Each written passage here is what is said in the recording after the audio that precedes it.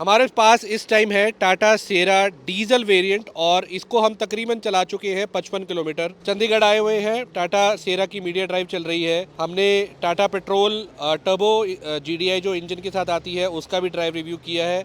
अगर आप वो देखना चाहते हैं तो एक सेपरेट वीडियो मैं इस डिस्क्रिप्शन में डाल दूंगा, वो लिंक आप जाके देख सकते हैं। इस वीडियो में हम स्पेसिफिकली बात करेंगे डीजल इंजन की। ये डीजल इंजन जो है 1.5 litre 4 cylinder turbo charged diesel engine है जो प्रोड्यूस करता है 116 bhp की पावर और 260 न्यूटन मीटर का टॉर्क अगर आप मैनुअल गाड़ी लेते हैं और 280 न्यूटन मीटर का टॉर्क अगर आप ऑटोमेटिक लेते हैं। 6 स्पीड ऑटोमेटिक और 6 स्पीड ही मैनुअल मिलता है, दोनों ऑप्शंस आपको मिलती हैं। अभी हम जो चला रहे हैं ये ऑटोमेटिक वेरिएंट है और इसको 55 किलोमीटर हम तकरीबन चला चुके हैं, ठीक ठाक एक्सपीरियंस कर चुके हैं। 50 किलोमीटर और चलाएंगे, आपके साथ एक्सपीरियंस शेयर करेंगे। ऐसा नहीं कि पहले किलोमीटर से ही हमने अपना एक्सपीरियंस शेयर किया, हाईवे पे दौड़ाया भी है, ख़राब रोड्स पे भी चलाया है और यहाँ पर हमने ब्रेक टेस्ट वगैरह भी कर लिया है। आप देख सकते हैं कि हम एक खाली रोड पे हैं। अब इस पोजीशन में है कि हम थोड़ा बहुत एक्सपीरियंस आपके साथ जो जितना भी 50 किलोमीटर चलाने के बाद एक्सपीरियंस किया वो आपके साथ शेयर करेंगे। नेक्सॉन का जो डीजल वेरिएंट है या फिर कर्व का डीजल है, वही सेम डीजल इंजन जो है वो आपको सेरा में दिया गया है, फाइन ट्यून जरूर किया गया है। और यहाँ पर इस डायमेंशन की गाड़ी के साथ इसका परफॉर्मेंस कैसा रहता है उसको जज करते हैं। ड्राइव रिव्यू स्टार्ट करते हैं टाटा सेरा डीजल ऑटोमेटिक।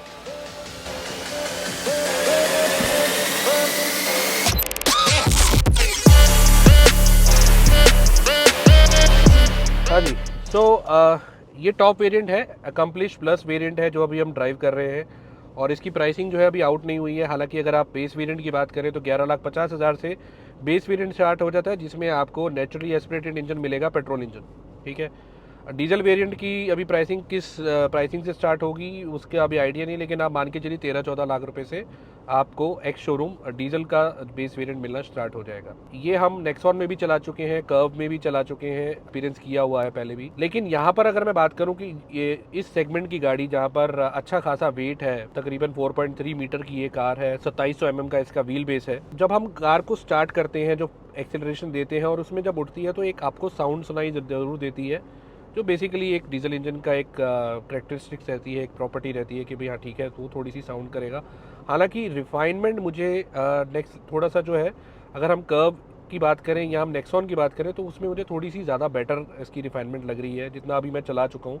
अगर आप ओडोमीटर में दिखाएं तो 59 किलोमीटर्स में ऑलमोस्ट चला चुका हूँ। ठीक है, और इतना ही किलोमीटर अभी हम और चलाने वाले हैं, मतलब ऑलमोस्ट इतना ही और चलाएंगे बिकॉज हम वापस अपने होटल की तरफ जा रहे हैं। जो टाटा द्वारा ये बताया गया है कि भाई उन्होंने ट्यूनिंग थोड़ी और बेटर की है, रिफाइनमेंट और अच्छी की है। माइलेज की बात करें तो अभी इसकी जो माइलेज है वो तकरीबन हमें 10 की मिल रही है, लेकिन अभी जो मैंने इसको जब तरीके से 30 किलोमीटर 40 किलोमीटर चलाया था तो वहाँ पर जो माइलेज मुझे निकल के आ रही थी वो 14.5 15 के आसपास की मैंने इसको ओडोमीटर पे देखी है। अभी इसकी 10 इसलिए दिखा रहा है बिकॉज इसको हम काफ़ी जो है वो थोड़ा सा ड्रैग करके चला रहे हैं। 0-100 हमने इसका स्पीड टेस्ट किया है, हमने इसकी ब्रेकिंग टेस्ट की है, हमने इसको 150 प्लस भगा करके देखा है जस्ट टू चेक कि ये कितनी मैक्सिमम स्पीड तक जाती है और कैसी परफॉर्मेंस इसकी रहती है। मिड सेगमेंट एसयूवीज में से काउंट होगी, जहाँ पर हम इसके जो कंपटीशन की बात कर रहे हैं वो क्रेटा की बात कर रहे हैं, सेल्टोस की बात कर रहे हैं, टाइगुन की बात कर रहे हैं, एलिवेट की बात कर रहे हैं। वही इन सब कार जो है उन उसके साथ इसका डायरेक्ट कंपटीशन रहेगा। और वहाँ पर जहाँ पर अगर आप देखें तो क्रेटा और सेल्टोस में आपको डीजल इंजन मिलता है, लेकिन एलिवेट में आपको पेट्रोल इंजन मिलता है। आपको ग्रैंड विटारा और हाईराइडर आती है, उसमें भी अगेन पेट्रोल डीजल इंजन नहीं आता है। तो डीजल इंजन का जो बेसिक कंपटीशन है ना वो क्रेटा के साथ है, सेल्टोस के साथ है और वही सबसे ज़्यादा बिकता भी है उसमें। अब इन्होंने 1.5 लीटर जो इनका पहले से इंजन आता था उसी को इस गाड़ी में दे दिया। अब पॉइंट ये आता था दिमाग में कि क्योंकि ये हैवी कार है तो क्या ये उसको अच्छे से खींच पाएगी, क्या उस तरह की परफॉर्मेंस आ पाएगी। अभी आप देखिए कि मैं तकरीबन ये इस टाइम D5 पे है, हम ऑटोमेटिक चला रहे हैं बिकॉज, तो अभी हमने 75 की स्पीड पे है। सो अभी भी आप देखिए कि 70-75 की स्पीड पर भी ये D5 पे या मैक्सिमम गियर पे नहीं पहुंची है। तो जनरली अगर हम मैनुअल में चलाते हैं तो हम इतनी स्पीड पे टॉप गियर पे पहुंच चुके होते हैं, तो हमने 6 गियर डाल चुका होता। अगर मैं मैनुअल चला रहा था तो इस टाइम मैं मैक्सिमम गियर पे होता। ये तकरीबन 80 प्लस 85 के ऊपर जाएगी तो ये D6 पे पहुंचेगी। वो भी कहीं ना कहीं जो है वो माइलेज पे इफेक्ट करता है, इनफैक्ट आरपीएम पे भी इफेक्ट डालता है। आरपीएम की बात करें तो अब देखिए 85 की स्पीड पे इसने D6 कर लिया है और इस टाइम जो आरपीएम दिखा रहा है वो 1.4 के आसपास है। तो 1400 आरपीएम पे इस टाइम ही चल रही है और बिल्कुल शांत इंजन है। वहाँ पर अभी कोई मुझे साउंड इसकी जो है सुनाई नहीं पड़ रही है, कुछ ऐसा साउंड अनयूजुअल सा कैबिन के अंदर नहीं आ रहा है। इनफैक्ट अगर मैं एक सडन एक्सेलरेशन भी करता हूँ, ये देखिए, अभी सडन एक्सेलरेशन करके मैं इसकी जो स्पीड है वो उसको इंक्रीज़ भी करता हूँ तो भी ये 2000 आरपीएम से नीचे रहती है, विच इज़ एक्चुअली गुड। क्योंकि अगर ये 2000 आरपीएम के अंडर रहती है 105 110 में D6 पे, तो आप ये मान के चलिए कि इसमें आपको जो माइलेज है वो एक अच्छी निकाल करके देगी। इनफैक्ट अभी मैंने आपको दिखाया था कि यहाँ पे 10 के नीचे माइलेज थी और अभी हम इसको हम अगेन ड्रैग करके चला रहे हैं, एक ठीक ठाक स्पीड पे चला रहे हैं, तो भी इसकी माइलेज मुझे अभी 10.1 पे पहुंच गई है, यानी कि इंक्रीज़ हो रही है। कि आप इसको अगर थोड़ा डीजल इंजन इस तरीके का अगर आप इसको थोड़ा खींच के भी चलाते हैं ना, तो माइलेज पे इफेक्ट नहीं आता है, माइलेज इसकी जो है वो बढ़िया रहती है। अगेन आप देखिए, मैंने 100 का मार्क जो है क्रॉस कर लिया है और इसका आरपीएम जो है वो अभी भी 1.7 के आसपास है।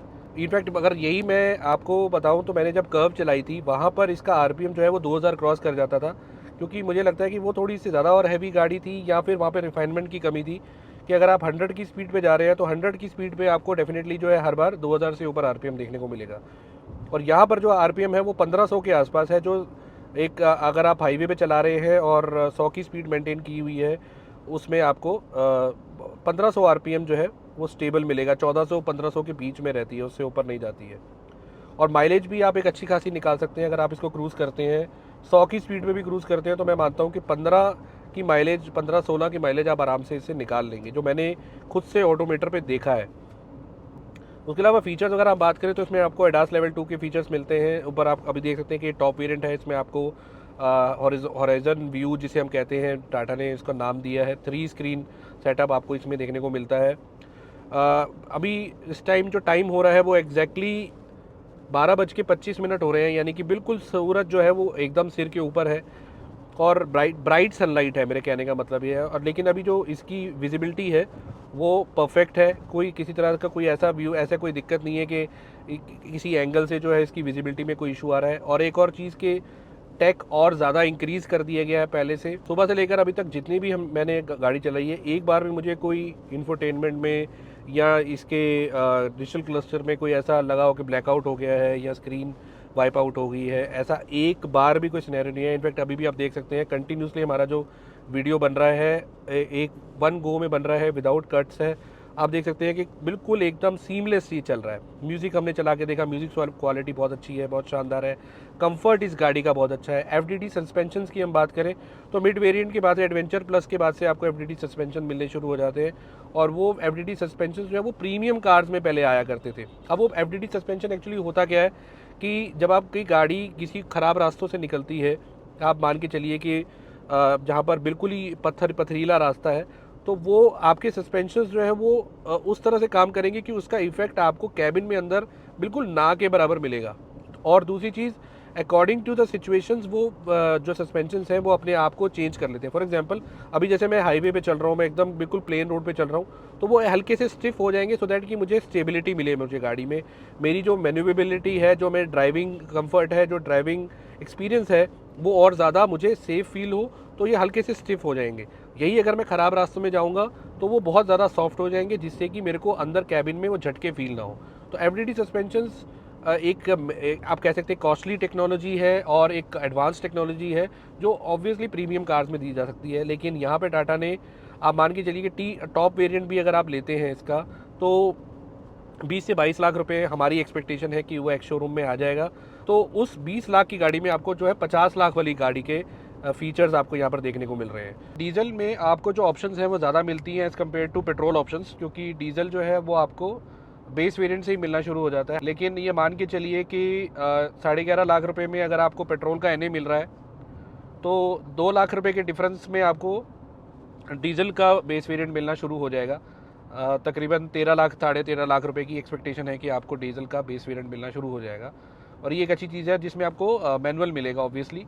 अभी जो हम चला रहे हैं वो ऑटोमेटिक है, और ऑटोमेटिक की प्राइसिंग आप मान के चलिए कि 16 लाख 17 लाख के आसपास रहेगी। ये अच्छी चीज़ ये है कि इस प्राइस सेगमेंट में आपको ये जो सस्पेंशन हैं वो आपको इस सेगमेंट में किसी और ब्रांड के कार में आपको देखने को नहीं मिलेगा, इसकी कंपटीशन में देखने को नहीं मिलेगा। तो कुल मिला के ओवरऑल जो है इसका एक एज अ पैकेज अगर हम सेरा डीजल की बात करें स्पेसिफिकली, तो फीचर वाइज तो आप कह सकते हैं कि 10 आउट ऑफ 10 है, बिकॉज इतने फीचर्स आपको कोई ब्रांड नहीं दे रहा है। अगर हम बेस वेरिएंट से भी बात करें, टॉप वेरिएंट में भी कई ऐसे out of the box features हैं जो आपको किसी और कार में देखने को नहीं मिलेंगे, और मिलेंगे तो फिर उसकी प्राइसिंग ऑब्वियसली थोड़ी ज़्यादा रहेगी। अभी हम हाईवे से उतर के सिटी के अंदर आ गए हैं।